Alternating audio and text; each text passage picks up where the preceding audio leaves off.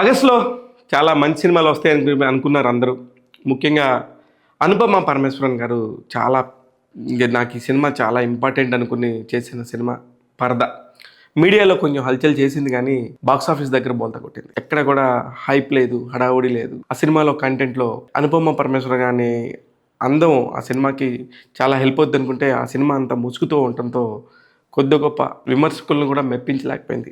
సినిమాలో కంటెంట్ ఒక చిన్న పాయింట్ ఉంటుంది, బ్యూటిఫుల్ పాయింట్. ఆ పాయింట్ మాత్రం చాలా బాగా పోర్ట్రే చేశారు కానీ బాక్స్ ఆఫీస్ దగ్గర అనుపమ పరమేశ్వరన్ గారు కూడా నిలవలేకపోయారు. ఇక్కడ అనూహ్యంగా నిలిచింది ఎవరు అంటే దుల్కర్ సల్మాన్ నిర్మాతగా వ్యవహరించి కొత్త లోక అనే ఒక సినిమాని తీసుకున్నారు. ఆ సినిమాలో కళ్యాణి ప్రియదర్శన్ అసలు ఊహించిన విధంగా వచ్చి మంచి విజయం దక్కించుకుంది. ఒక పక్క మలయాళంలో సూపర్ హిట్ టాక్ తెచ్చుకోవడంతో పాటు తెలుగులో కూడా మంచి నెంబర్స్ని కోట్ చేసింది. అది సితారా ఎంటర్టైన్మెంట్స్ ద్వారా రిలీజ్ అవడంతో కొద్ది గొప్ప సితారా ఎంటర్టైన్మెంట్స్కి ఊరట కలిగిందనే చెప్పాలి. దేనికంటే అంతకుముందు కింగ్డమ్, ఆ తర్వాత వచ్చిన సినిమాలు కూడా సితారా ఎంటర్టైన్మెంట్స్కి 2025 నిద్రలేని రాత్రులను గడిపినాయనే చెప్పాలి.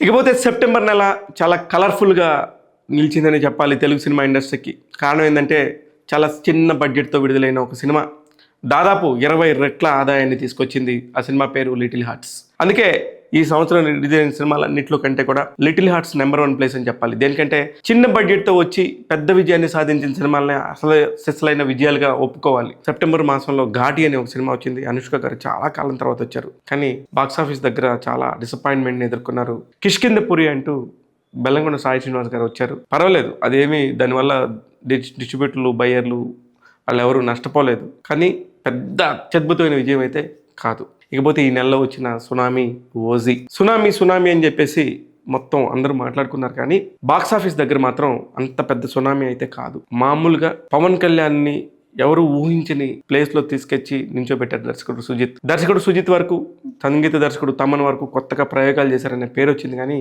బాక్స్ ఆఫీస్ దగ్గర కలెక్షన్ల వర్షం అయితే కురవలేదు. సెప్టెంబర్ నెలలో వచ్చి మరో తెలుగు సూపర్ హీరో నిలుచుకున్నాడు. అతనే మిరాయి.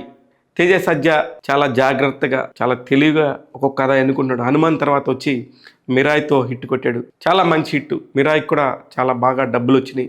పీపుల్స్ మీడియా ఫ్యాక్టరీ నుంచి చాలా మంచి డబ్బును చూసిన సినిమా మిరాయి. కాకపోతే దాని ఖర్చు కూడా చాలా పెద్దది, చాలా ఎక్కువ కావడంతో అందరూ కూడా అంత పెద్దగా డబ్బు వచ్చినప్పటికీ కూడా దాని ఖర్చు కూడా అంతే పెట్టారు. దర్శకుడికి చాలా మంచి పేరు వచ్చింది. అలాగే విలన్గా నటించిన మంచు మనోజ్ కూడా చాలా ఒక మంచి బ్రేక్ వచ్చిందని చెప్పిన సినిమా అయితే మాత్రం ఖచ్చితంగా మిరాయి. 2025 మంచు మనోజ్కి చాలా మంచి ఇయర్ అని చెప్పాలి.